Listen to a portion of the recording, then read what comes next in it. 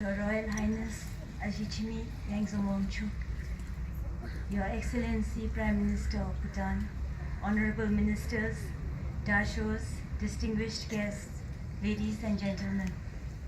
International Women's Day is celebrated every year on March 8th to honor the remarkable contribution made by women to the society and also to mark respect to those women who have made huge sacrifices and contributed towards securing women's rights to participate in all spheres and benefit equally from the socio-economic development.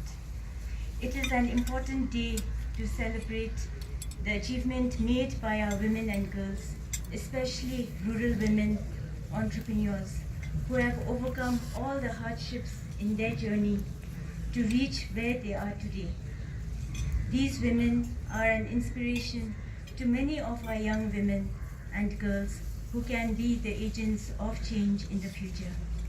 While we gather here today to take stock of and celebrate the significant achievements made towards promoting equality between women and men, it is equally important for us to remind ourselves of the continuing challenges, including discrimination and violence faced by our women and girls, particularly in the rural areas. The day also highlights the importance of creating conditions for the elimination of all forms of discrimination against women and girls and advocates for their full and equal participation in all areas of development. The day is an important opportunity to recommit to the efforts of accelerating the achievement of the 2030 agenda, especially through Goal 5, achieve gender equality and empower all women and girls, and also in Bhutan, the National Key Result Area 10, which also echoes the same as the Goal 5, achieve gender equality and empower all women and girls. Besides inaugurating the National Textile Festival to celebrate women artisans, this day also marks the launch of the Violence Against Women and Girls Study Report. It is an important reminder for the need to further our interventions and support towards addressing the challenges faced by our women and girls. The Violence Against Women and Girls Study was conducted by the NCWC and co-funded by the United Nations Development Programme and the Austrian Development Agency Cooperation, mainly to gather information on the prevalence and risk factors of violence against women and girls in the country, and also to provide policy recommendations to address the issue. As such, the study provides the much needed information on all forms of violence against women and girls to guide timely and appropriate interventions by all relevant government and non-government organizations.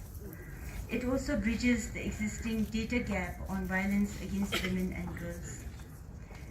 The study was conducted in 2017 with the help of national and international consultants and also technical support from the UNFPA Asia and Pacific Office. Special mention must be made of the substantial contributions by Dr. Henry Jensen from the UNFPA Regional Office and Ms. Jessica, expert from Know Your Wow Data. And we also had our national consultant, Dr. Sonam, from Bhutan Interdisciplinary Research and Development Consultancy and his team, and also inputs from stakeholders, including the government, the CSOs, and our development partners. The study findings showed that violence has impact on women's health and well-being, with 22.8% of women and girls reporting that violence had an impact on their health. Likewise, women and girls who experienced violence reported to be more likely to suffer from mental illness, with 21.4% of them reporting to have between 11 to 15 symptoms of mental illness. The findings also revealed that 16.4% of women were not able to concentrate on their work due to violence at home. Further, the study found that violence has intergenerational impacts and causes huge impact on children's health and well-being. Similarly, with regard to the perception of gender roles and violence against women and girls, the majority of the women, 52.8%, still hold the traditional belief that women are 9 lives lower than men, and men are justified to hit their wives under certain circumstances. On the other hand, men and boys reported violence as having a detrimental impact on their children, although some still believed that violence against women and girls is a means of showing their superiority over their partners. While the findings from the study indicated a reasonable amount of knowledge among the general public about the existence of services such as police and Renew, very few had knowledge on the existence of the Domestic Violence Prevention Act, thereby suggesting the need for more and concerted efforts to raise awareness on the Act as well as the issue. Similarly, strengthening the legal and policy environment, stepping up awareness and advocacy programs, targeting at behavioral change, improving service delivery, particularly at the local level, building capacities of service providers, improving coordination mechanism, and conducting further studies were some of the key recommendations put forth by the study. While we have made considerable progress in protecting the rights of women and girls, the findings from the study reveals that more needs to be done to address the challenges faced by women and girls. Thereby, on this very significant day, the NCWC would like to pledge our continued efforts and commitments towards carrying forward the findings and implementing the recommendations of the study in partnership with all our stakeholders in the government, in the non-government, and also with the development partners.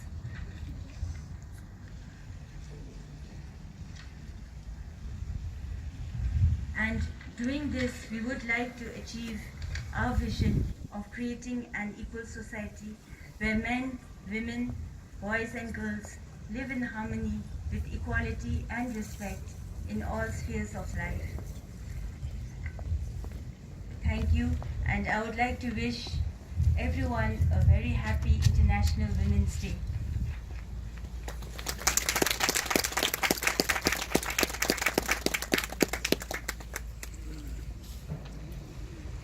May I now request Your Royal Highness to come on the stage to officially launch the National Survey Report, Violence Against Women and Girls. This another report, Buddhist perspective on sexual and reproductive health.